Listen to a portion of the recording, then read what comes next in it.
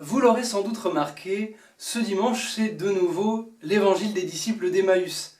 Alors je me suis dit que ce serait l'occasion de continuer avec un nouveau mini-cours biblique, cette fois-ci sur la question des prophéties de la résurrection de Jésus. Ben oui, souvenez-vous, dans le texte des disciples d'Emmaüs, Jésus rejoint les deux disciples, Cléophas et l'autre disciple, et il les traite quasiment d'idiots, faut bien dire ce qui est, parce qu'ils n'avaient pas vu que dans les Écritures, la loi et les prophètes, c'est-à-dire pour nous l'Ancien Testament, il était annoncé que le Christ, le Messie, le roi attendu par Israël, devait mourir dans la souffrance pour ressusciter le troisième jour. Et il leur explique. Sauf que, rappelez-vous ce que je vous ai dit dans la première vidéo, parce que vous gobez le truc en vous disant « ouais, bien sûr, la loi et les prophètes, elles parlent de Jésus ». Vous pouvez me citer une seule prophétie de la résurrection claire dans l'Ancien Testament ? En fait, c'est pas si évident. Ces prophéties, si on va les lire, elles sont pas si claires. Mais vous me direz, avant d'aller les lire, faut déjà les trouver. Alors, je vous avais dit, cliquez sur Internet. Il y a un autre moyen. Luc, l'évangéliste, qui ne nous a pas raconté le détail de cette explication que Jésus leur a donnée. On peut même être un peu triste. Il nous raconte que Jésus a fait un cours biblique qui était génial, qui avait enflammé le cœur de ses deux disciples sur la route d'Emmaüs, et il ne nous raconte pas le contenu de ce cours. Mais en fait, si, il nous le raconte, parce que vous savez que Luc n'a pas écrit qu'un seul livre, l'Évangile racontant l'histoire de Jésus, il en a écrit un deuxième, c'est le livre des Actes des Apôtres, qu'on va d'ailleurs lire durant ce temps de Pâques.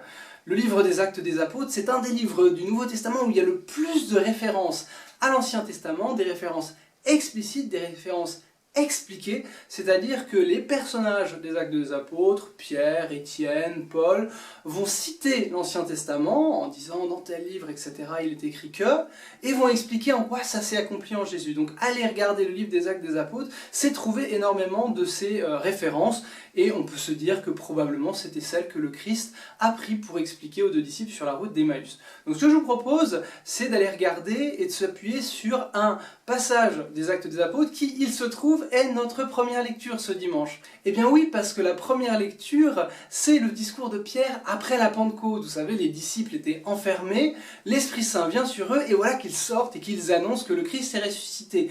Et comme les gens s'étonnent, Pierre prend la parole et fait un discours. Et dans ce discours, il va prendre des passages de l'Ancien Testament et va les expliquer. Alors on va s'appuyer sur ce discours pour voir différents types de prophéties annonçant la résurrection, et je distinguerai trois types de prophéties. Il y a d'abord les promesses poétiques. J'expliquerai, vous en faites pas, tout ce que ça veut dire. Et ensuite les promesses messianiques, concernant donc le Messie. Et enfin, il y a les typologies. Terme compliqué, vous n'en faites pas, j'expliquerai.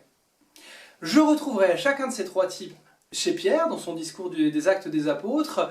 Je vous montrerai quelques autres exemples, parfois ça nous permettra même d'expliquer certaines choses qu'on trouve souvent dans les évangiles. Et enfin, je vous montrerai que Jésus lui-même pratiquait ce genre de parallèle entre l'Ancien et le Nouveau Testament, en montrant comment les prophéties se sont accomplies en sa personne.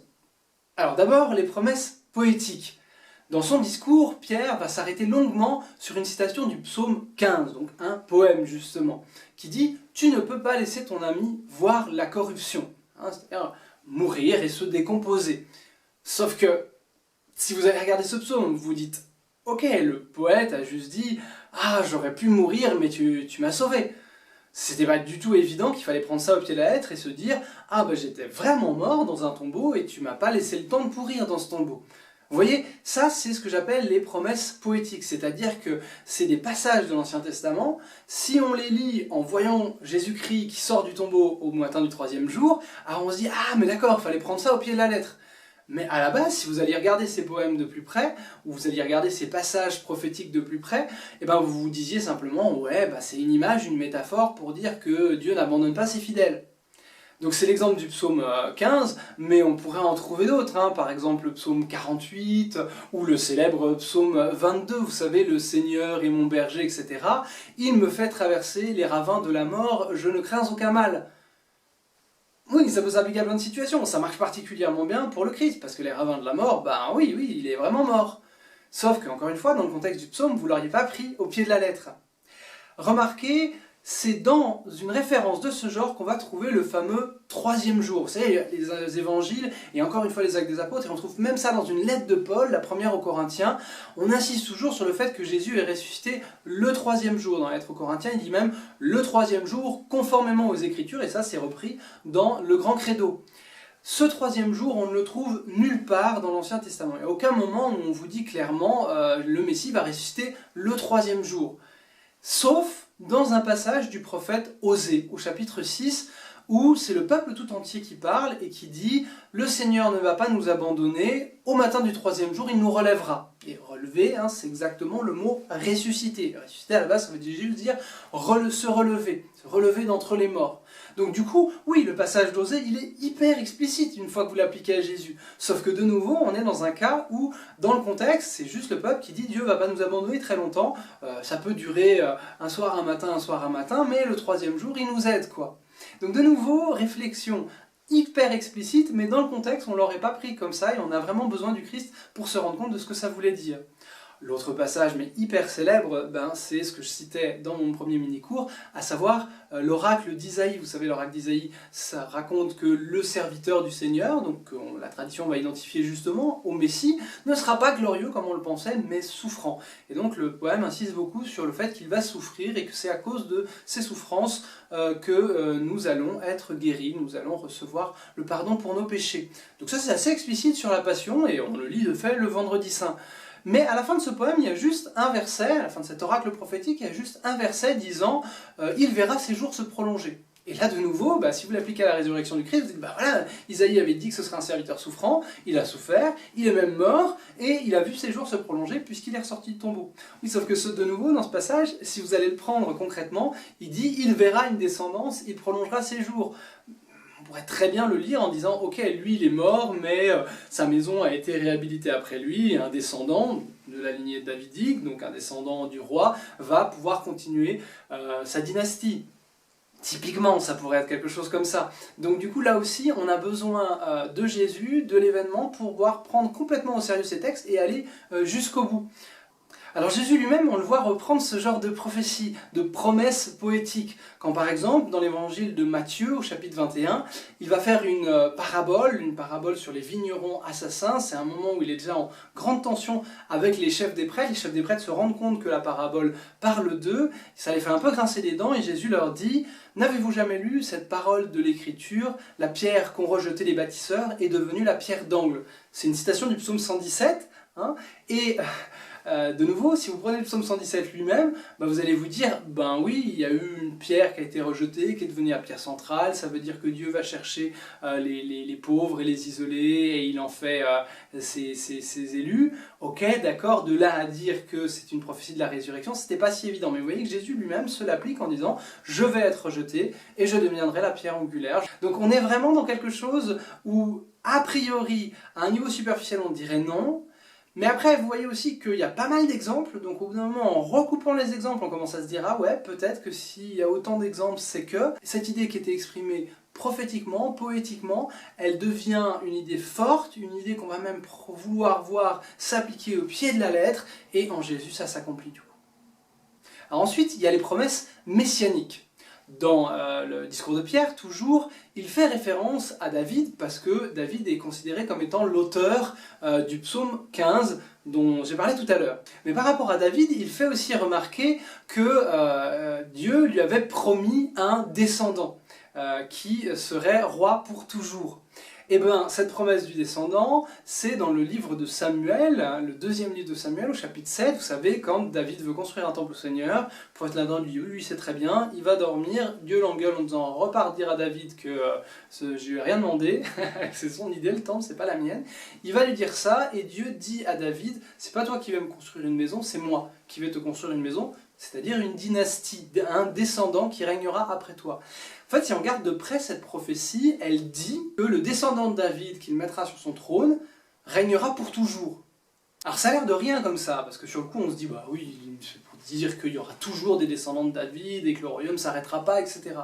Mais il y a un psaume, le psaume 88, qui reprend vraiment les mots de cette prophétie de Nathan et les amplifie et qui en remet des couches pour dire que c'est un royaume éternel. Et déjà avant l'arrivée de Jésus, les rabbins juifs s'étaient dit comment c'est possible un royaume éternel. Ils s'étaient mis à se dire il viendra un roi Messie qui ne mourra plus et qui pourra vivre de fait éternellement. Et donc vous voyez l'idée d'une exagération pour exalter ce roi qui allait venir, qui commence elle aussi à être prise au pied de la lettre. Donc on n'est pas dans quelque chose de poétique, on est plutôt dans une promesse messianique qui est quelque chose autour du Messie qui doit venir de tellement fort que c'est inimaginable. Vous avez d'autres psaumes messianiques qui sont assez comparables, le psaume 71, le psaume 20, tous ces psaumes-là sont des psaumes où vous allez avoir des passages où on vous dit que le roi choisi par Dieu ne connaîtra pas la mort, vivra pour toujours, etc. Et tout ça va aboutir chez le prophète Daniel dans une vision superbe au chapitre 7 où il voit après des empires qui sont représentés comme des bêtes qui sortent de la mer, il voit un trône avec sur ce trône l'ancien des jours qui est Dieu lui-même et avancer, arriver devant cet ancien des jours comme un fils d'homme et qui reçoit la royauté, une royauté qui ne passera pas. Et bien ce fils d'homme, évidemment, c'est l'origine du titre que Jésus se donne, à savoir le fils de l'homme. Donc là aussi, cette célèbre expression qui revient tellement dans les évangiles, elle fait référence à une promesse messianique. Et donc, elle sous-entend, mais là aussi, il nous fallait Jésus pour nous en rendre compte, que ce roi ne serait pas un roi comme les autres, qui vivrait une vie longue et bénie par Dieu, mais serait un roi qui vivrait pour toujours, et pour vivre pour toujours, malgré l'adversité du monde, et bien ça sous-entendait qu'il mourrait et qu'il ressusciterait. Jésus lui-même fait référence à un psaume de ce genre, le psaume 109, qui est un psaume qui commence « Le Seigneur dit à mon Seigneur », et Jésus, à l'évangile de Matthieu, toujours, chapitre 22, fait remarquer si c'est David qui parle, le Seigneur dit à mon Seigneur, c'est David qui entend Dieu parler à quelqu'un que David appelle Seigneur, lui aussi. Or Seigneur, c'est un nom qui normalement sert à cacher le nom de Dieu, c'est-à-dire qu'on n'ose pas dire le nom propre de Dieu, donc on dit à la place Seigneur. Donc du coup, c'est comme si Dieu parlait à Dieu. Et Jésus fait remarquer comment David peut appeler un de ses descendants, à savoir le Messie, puisque ce psaume parle du Messie, en l'appelant Seigneur, alors que lui-même, David, il est son père. Et du coup, là on voit déjà que Jésus sous-entendait le Messie qui doit venir sera bien plus que David. Donc vous voyez, lui-même, réfléchissant sur un psaume, montrait comment le Messie qui doit venir avait des promesses complètement folles, complètement inimaginables. Donc ces promesses messianiques comme étant un autre type de prophétie qui annonçait la résurrection, mais là aussi de façon assez inévidente. Le troisième type de prophétie, ce sont les typologies. Alors une typologie, c'est simplement de faire un parallèle entre un événement ou un personnage de l'Ancien Testament et la résurrection du Christ.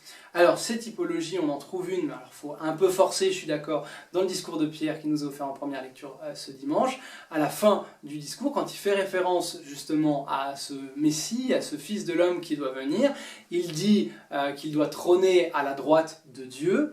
Or ça fait référence, je vous l'ai dit tout à l'heure, au psaume 109. Or le psaume 109, quand on le regarde de plus près, il développe une typologie. Pourquoi ? Parce que dans le psaume 109, il vous est dit que le roi Messie va être prêtre selon l'ordre de Melchisédek. Alors d'abord, les rois ne sont jamais prêtres, ça c'est un truc important à préciser, ils ont des prêtres, ils ont des prophètes, mais ils ne sont jamais prêtres. Le Christ, pour la première fois, il va être prêtre, prophète et roi, il va tout prendre en lui. Et là, ce psaume annonçait déjà d'une certaine manière que le roi Messie devrait être une sorte de prêtre, mais pas comme les prêtres issus de la famille d'Aaron, issus de la famille de Lévi, mais un nouveau type de prêtre, un type de prêtre nouveau, mais en fait plus ancien, puisqu'il se réfère à un personnage mais complètement mystérieux de l'Ancien Testament, qui est dans le livre de la Genèse, s'appelle Melchisédek, roi de Salem, Jérusalem, ça ressemble, hein, et ça veut dire la paix. C'est un personnage qui apparaît juste à un moment donné dans l'histoire d'Abraham. On nous dit qu'il offre du pain et du vin, par hasard, et il disparaît aussitôt alors après qu'Abraham lui ait offert un dixième de tout ce qu'il avait gagné dans une campagne militaire. Donc, personnage mystérieux qui a beaucoup fasciné déjà à l'intérieur de l'Ancien Testament, et ce psaume en est l'exemple. Ce psaume, d'une certaine manière, il utilise ce personnage de Melchisédek pour des promesses messianiques. Alors vous me direz, c'est pas extrêmement clair dans le discours de Pierre que c'est une typologie, on reste encore du côté des promesses messianiques, mais en fait, faire le lien avec Melchisédek me permet de vous parler d'un autre texte du Nouveau Testament où il y a énormément de citations explicites de l'Ancien Testament et de réflexions sur comment elles se sont accomplies en Jésus, c'est la lettre aux Hébreux. Or, la lettre aux Hébreux, elle consacre quasiment 3 chapitres, chapitres 5, 6, 7, et puis elle continue encore un peu après, au personnage de Melchisédek, et en faisant toute une relecture du passage dans la Genèse, au chapitre 14, où on parle de ce personnage, et pour l'appliquer au Christ en montrant que Melchisédek, on ne nous dit pas qu'il a de père, donc, et on ne nous dit pas qu'il meurt après, donc ça veut dire qu'il est éternel, et donc ce roi éternel qui ça peut être, ben c'est le Christ lui-même. Donc dans la lettre aux Hébreux, on va nous développer une véritable typologie, c'est-à-dire qu'on va prendre le personnage de Melchisédek et on va appliquer cela au Christ, et en faisant une réflexion sur le fait qu'il ne meurt pas, on en arrive à une idée de la résurrection. Alors, il y a des passages plus évidents, par exemple, un exemple célèbre, qui est là aussi cité dans la lettre aux Hébreux, au chapitre 11, assez brièvement, c'est l'exemple du sacrifice d'Isaac. Là, c'est pas une typologie sur une personne, mais sur une situation. Vous savez, Dieu demande à Abraham de sacrifier son fils Isaac, et l'ange arrête sa main. Ce qui est intéressant là-dedans, on ne voit pas forcément le lien avec la résurrection du Christ, si parce que dans ce passage-là, on nous dit que Isaac portait lui-même le bois du sacrifice. Alors, évidemment, vous imaginez comment les pères de l'Église ont dit « Waouh, Isaac portait le bois, donc Jésus c'est le nouvel Isaac ». Mais déjà dans la lettre aux Hébreux, comme je vous ai dit tout à l'heure, on y fait une référence, pas tellement sur le bois, qui serait plutôt une typologie de la passion du Christ, du portement de croix, mais sur le fait qu'Abraham avait foi que Dieu d'un côté lui demandait de sacrifier son enfant, et de l'autre côté qu'il lui avait dit qu'il aurait une descendance nombreuse comme les astres du ciel grâce à cet enfant. Et donc l'auteur de la lettre aux Hébreux dit, en fait Abraham il croyait en la résurrection, parce que c'est la seule manière logique d'expliquer comment il était capable de sacrifier son fils, alors qu'il savait que c'était par lui qu'il allait avoir une descendance. Et donc vous voyez comment le fait de dire Dieu va devoir passer par le sacrifice de sa propre vie en Jésus-Christ pour pouvoir nous donner la vie, était déjà annoncé dans ce sacrifice d'Isaac. D'ailleurs, les anciens commentateurs juifs disaient qu'Isaac n'était pas du tout un enfant au moment de ce sacrifice, mais un adulte, et qu'il était volontaire, amplifiant encore plus le parallèle qu'on peut faire avec le Christ. Donc du coup, vous voyez, c'est un exemple qui est bon pour montrer à quel point, une fois qu'on est rentré dans une typologie, c'est quelque chose qui nous aide vachement, mais qu'à la base, c'est pas du tout évident, une typologie. Parce que rien ne nous obligeait à faire le lien avec le Messie qui devait venir, contrairement aux promesses messianiques, et rien n'était très explicite, contrairement aux promesses poétiques. Alors du coup, là c'est vraiment un travail qu'il faut faire, et qui rejoint ce que je disais tout à l'heure pour les promesses poétiques ou pour les promesses messianiques, c'est-à-dire que c'est pas forcément uniquement un passage qu'il faut regarder, mais ce que ce passage révèle de la Bible en général, de ce que ce passage révèle d'une dynamique qui sous-tend à tout le texte biblique, de ce juste qui n'est pas abandonné par le Seigneur et qui est relevé au troisième jour.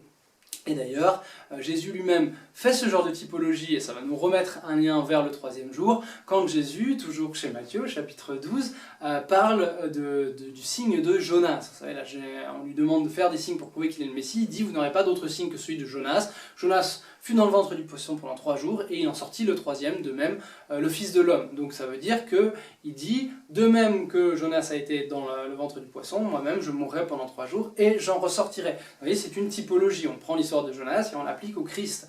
Ce qui est intéressant dans cette typologie, c'est que Jonas, lui-même, le texte nous précise qu'il est sorti du poisson le troisième jour. Donc on voit que la citation qu'on faisait tout à l'heure d'Osée, avec cette sorte de troisième jour qui était poétique, et donc on pouvait ne pas le prendre au pied de la lettre, quand on commence à le combiner avec l'image de Jonas qui sort de son poisson, quand on le combine avec le Messie qui doit vivre pour toujours, on voit comment tous ces textes commencent à travailler ensemble, et on peut avoir effectivement quelque chose de... il y a quelque chose qui vient. Est-ce que c'est vraiment possible? Oui, c'est possible en Jésus-Christ. Donc voilà, toutes ces choses-là, c'était pour vous montrer un peu quelques exemples des promesses de l'Ancien Testament qui annonçaient la résurrection du Christ. Comme vous le voyez, c'est pas si évident, mais une fois qu'on entre dedans, c'est passionnant, parce que ça nous permet de relire l'Ancien Testament, et pas les textes isolément les uns des autres, mais de relire les textes dans leur contexte, d'essayer peut-être de se poser la question, est-ce que ça paraît logique que ça annonçait la résurrection du Christ, et en même temps de se dire, oui, ça n'annonçait pas forcément la résurrection du Christ pris tout seul à part de son côté, mais quand on commence à mettre tout ça dans un réseau de textes, on voit peu à peu émerger l'idée que Dieu ne pouvait pas laisser son ami voir la corruption, Dieu ne pouvait pas laisser Jésus dans le tombeau, Dieu devait le faire premier-né d'entre les morts pour que le monde ait la vie. Bon temps pascal à tous, à bientôt.